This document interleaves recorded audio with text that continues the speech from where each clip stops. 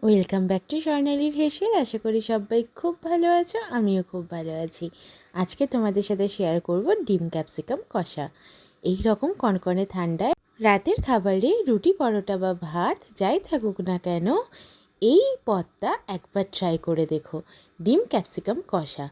বিশ্বাস করো, এই ঠান্ডায় পুরো জমে যাবে সেই দিন ডিনারটা। তাহলে চটপট তোমাদের সাথে শেয়ার করে ফেলি আমি কিভাবে বানাচ্ছি। প্রথমেই ডিমগুলোকে ভালো করে সেদ্ধ করে নিয়ে মাঝখান থেকে চিড়ে নিয়েছি। তারপর প্যানে সর্ষের তেল গরম করে সেই আধখানা ডিমগুলোকে কিন্তু ভালো করে হালকা করে এপিট ওপিট ভেজে নিচ্ছি। আর ভেজিসগুলো তো আগেই কেটে রেখেছি, তোমরা সেটা দেখলে।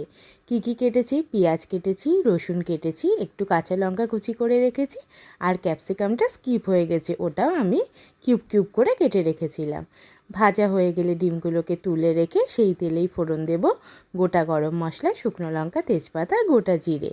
তারপর স্লাইস করে কেটে রাখা পেঁয়াজগুলো নুন দিয়ে ভালো করে হালকা করে ভাজা ভাজা করে নেব।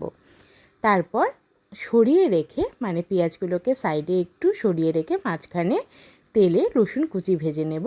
এইভাবে রসুন ভাজলে রসুনের ফ্লেভারটা রান্নার একদম শেষ অবধি বজায় থাকে। তারপর একে একে সমস্ত ভেজিসগুলো, মানে বাকি যেগুলো ছিল, কাঁচা লঙ্কা কুচি আর ক্যাপসিকাম কুচিগুলো দিয়ে ভালো করে আমরা সটে করে নিলাম।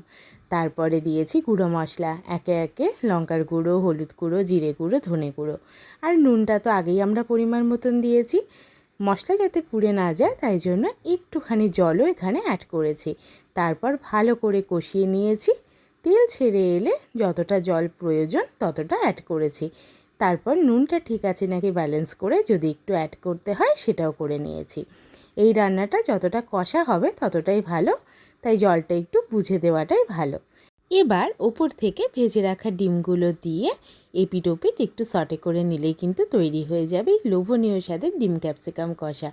কি লোভনীয় দেখতে লাগছে বলো, তাই না?